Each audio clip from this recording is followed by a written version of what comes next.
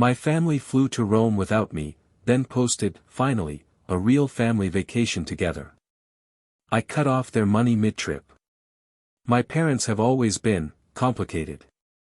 They love to present this picture-perfect family image to the world, but behind closed doors, they constantly belittle me, take advantage of me, and make me feel like an outsider in my own home. I've worked since I was 16, and after college I managed to land a decent-paying job. I'm not rich, but I'm stable enough that, over the years, my parents have started to expect me to cover things. Groceries when I visit? On me.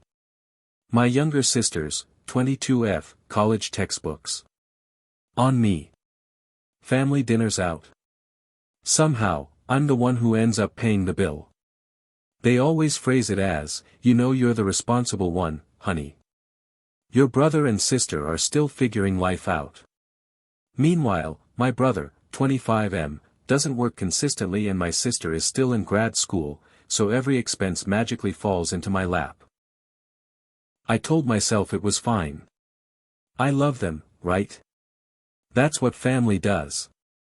The vacation. This year, my mom started dropping hints about how amazing it would be if we could all take a family trip to Rome. Italy had always been her dream, apparently. My dad chimed in with, it would mean the world to your mother if all her kids were there. Just once, a real family vacation. They guilt-tripped me hard. Flights for 5 people, hotels, tours, food, I knew it would be expensive, but against my better judgment, I agreed. I told myself it would be worth it for the memories. For months, I saved, budgeted, and worked extra hours. I was the one researching flights, booking hotels, arranging tours. Every single reservation. Made on my credit card. My parents promised they'd pay me back, but I've heard that line 100 times before. I knew better. The betrayal. Fast forward to the week of the trip. Bags packed, everything ready, except me. The night before, my mom called me. Her voice was oddly cheerful. Mom, honey, about tomorrow, we were thinking maybe it's better if you don't come. You know, you've already done so much for us. You should stay and rest. Me, what are you talking about? It's a family trip. I booked it.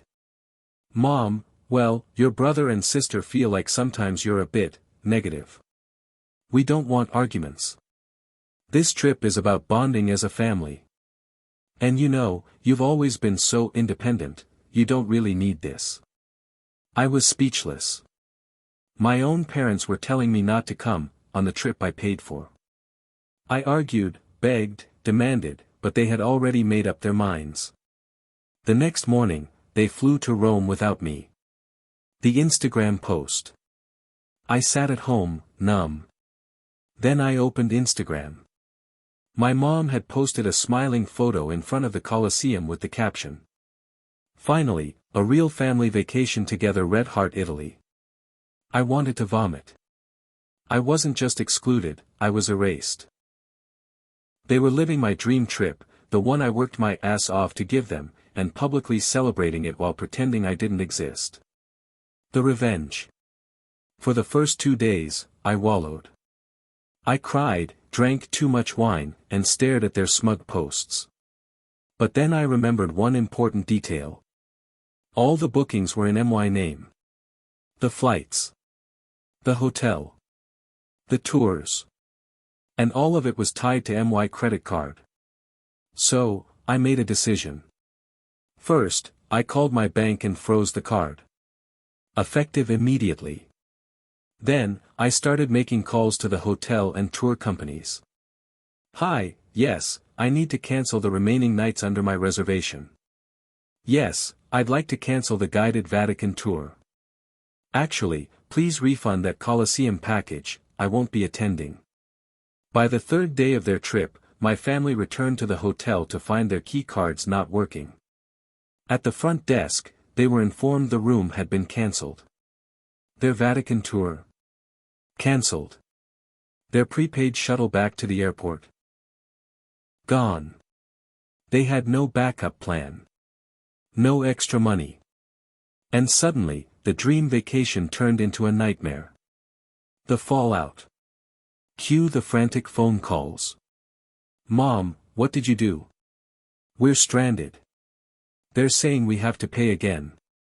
Me, oh, I thought you didn't want me there. Isn't this about real family bonding? I figured you didn't need me, or my money. Dad, this isn't funny. We can't afford to rebook everything. Me, not my problem. I already spent thousands for a trip I wasn't allowed to join. Enjoy Rome. Then I hung up.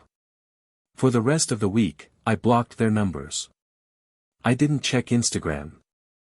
I lived in peace, imagining them scrambling around Rome, broke and furious, while I enjoyed takeout and Netflix at home.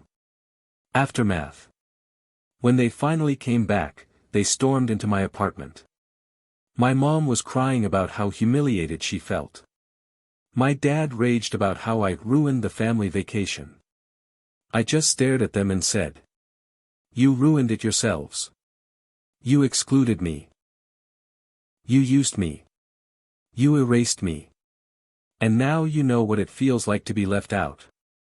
Then I told them to get out. Where things stand. My siblings have been blowing up my phone too, calling me selfish, cruel, heartless. My sister even said, "It was just a trip, why are you being so dramatic?" But here's the thing, it wasn't just a trip.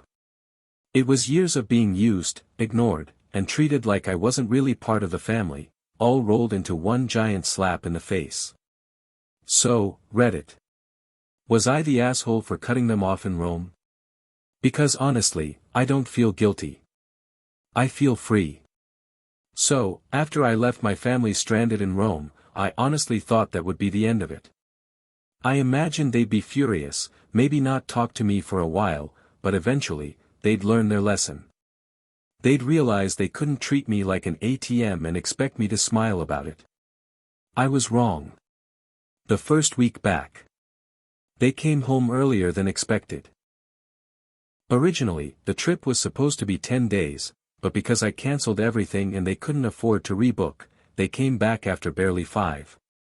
When they showed up at my apartment, they looked wrecked. Sunburned, exhausted, and bitter. My mom cried about how humiliating it was to sleep in a hostel after being kicked out of the hotel. My dad yelled that I'd endangered them by canceling their transfers. My sister complained she missed the chance to visit the Vatican, which she'd been dreaming about for years. I listened quietly. Then I said, "That's exactly how I felt when you told me I wasn't part of the real family. You humiliated me, you endangered my trust, and you erased my existence. Now you know what it feels like." They didn't like that. At all. The manipulation. Over the next weeks, the guilt trips began. "Mom, honey, I didn't mean what I said. I was just emotional. You know you'll always be my son. Dad, you're overreacting. It was just poor wording. Don't destroy the family over one mistake. Sister, if you cared about us, you wouldn't have humiliated us like that. Everyone in our extended family is talking about it. We're a laughingstock." That last part really got me. Apparently, word had spread. My aunt called me and said, "Why would you do that to your parents? They're heartbroken." My cousin texted, "Dude, you left them stranded in Europe? That's cold." Of course, nobody mentioned how my parents excluded me in the first place. Somehow, I was the villain. The financial demands. Then came the kicker. My dad called me one night, his voice firm, almost businesslike. "Dad, listen, you owe us for the cancelled reservations. The cancellation fees came out of our savings. You need to reimburse us." Me, "You're joking, right? I already paid thousands for the whole trip. You kicked me off, then demanded I pay more. Dad, you're the one who cancelled everything. That was your decision. We shouldn't suffer because of your immaturity. I laughed in disbelief. He was actually serious. When I refused, he threatened to take me to small claims court. Imagine that, suing your own son because he wouldn't fund your European vacation. The ultimatum. Things escalated quickly.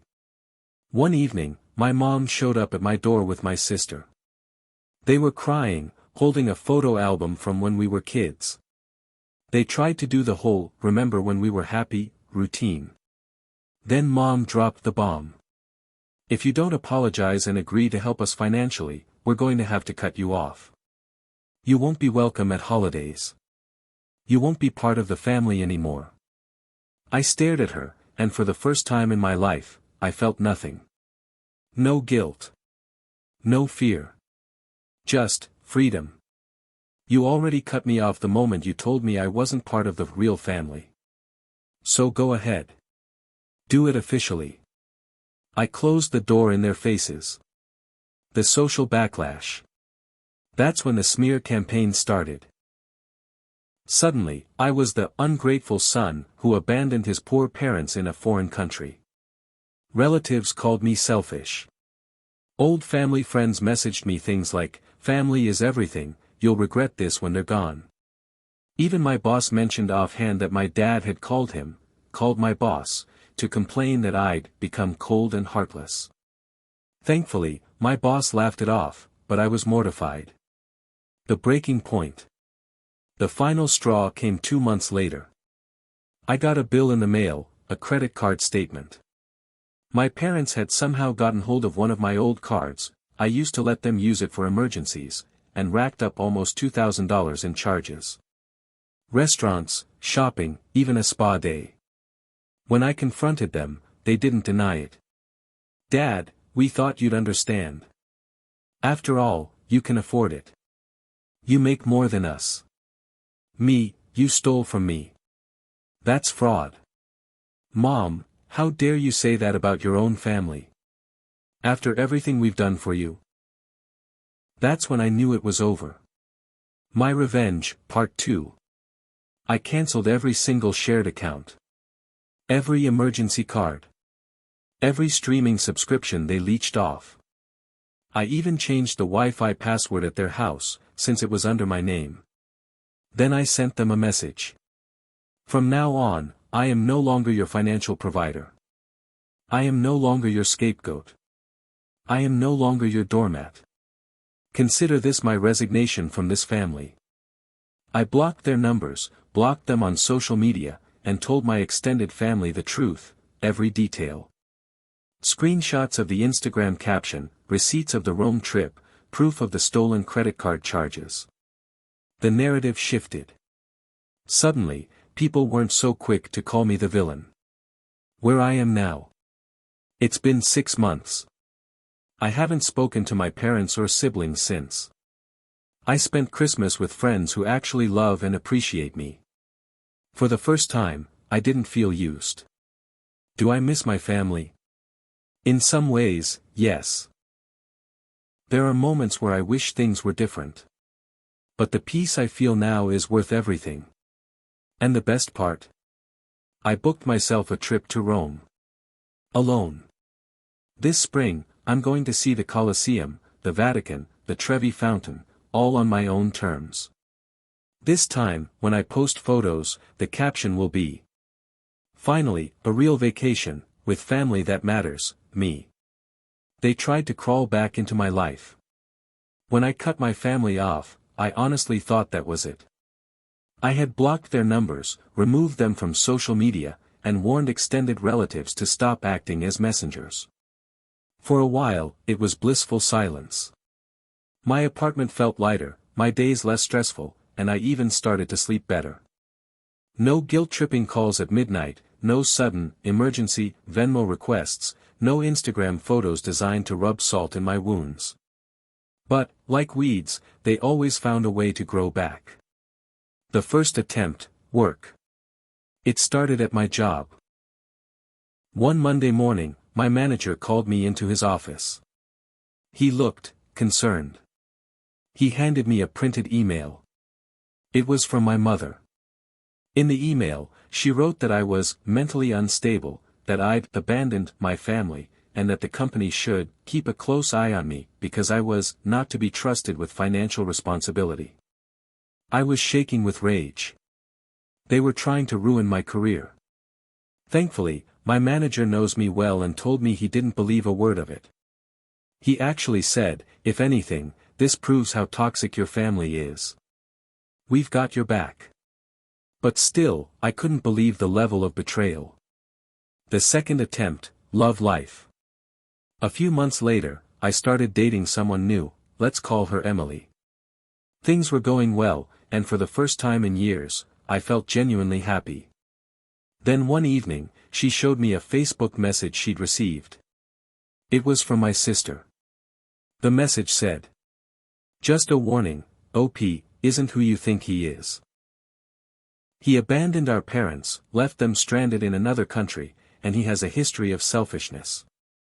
If you're serious about him, you should know what kind of man he really is." Emily was furious on my behalf, but I could see the doubt in her eyes. It's one thing to hear my side of the story, another to get an emotional, manipulative message from family. I had to sit her down and show her receipts. The cancelled hotel bookings, the Instagram caption, the credit card charges. She believed me, but I could tell it rattled her. That's when I realized my family wasn't just content with ruining my finances. They wanted to sabotage my happiness too. The apology dinner. Around this time, my dad reached out through my aunt. He wanted to make peace. He invited me to dinner, said it would just be him and Mom, no tricks, no drama. Against my better judgment, I went. At first, it seemed normal. They asked about work, about Emily, about my apartment. I almost let myself believe they'd changed. Then my mom leaned in and said, "So, we've been thinking. Maybe you could help your sister with her grad school loans. Just until she gets on her feet. It would mean the world to the family." There it was. The mask slipping. The entire dinner had been a setup. I stood up, dropped cash for my meal on the table, and said, "This was your last chance. Don't contact me again." And I walked out. The nuclear option. After that, they escalated. They showed up at my apartment unannounced, banging on the door. My dad left voicemails threatening to expose me to Emily's parents. My mom sent letters filled with Bible quotes about honoring thy father and mother. My brother even created fake accounts to spam me online, posting comments about how I abandoned my family. It was harassment, plain and simple. So I did something I never thought I'd do, I went to a lawyer. I had a cease and desist letter drafted and sent to each of them. The letter stated that if they continued to harass me, I would pursue legal action. The fallout. The reaction was explosive. My sister posted a rant on Facebook about how I was suing my own family. My dad told relatives I'd chosen money over love. My mom sent me one final text. "You'll regret this when we're gone. You'll be alone." But here's the thing, I wasn't alone. Emily stood by me. My friends supported me. Even some extended relatives, after seeing the evidence, finally took my side. Slowly, the noise died down. Where I am now. It's been almost a year since the Rome disaster. I haven't spoken to my parents or siblings in months. Emily and I are moving in together soon. I got promoted at work. And for the first time in my life, I feel like I'm living for myself, not for people who only saw me as a wallet. Do I still feel a sting when I see old family photos? Of course. Do I wish things had been different? Sometimes. But every time I think about going back, I remember that Instagram caption. Finally, a real family vacation together. That was the moment they made their choice. Now, I've made mine. The day my family buried me alive. If you've read my earlier posts, you know the whole story, the Rome disaster, the manipulations, the smear campaigns, the harassment, and how I finally went no contact. But what happened after, that's the part that truly sealed the coffin. Literally. The announcement. It started with whispers. A coworker casually mentioned at lunch, "Hey, I ran into your cousin last weekend, they said your parents don't really talk about you anymore." Like, at all. I brushed it off. But then another friend showed me a Facebook post my mom had made. It was a family photo, her, my dad, my brother, and my sister at Thanksgiving. The caption read, "Grateful for my wonderful family. Just the four of us, together through everything." Red heart.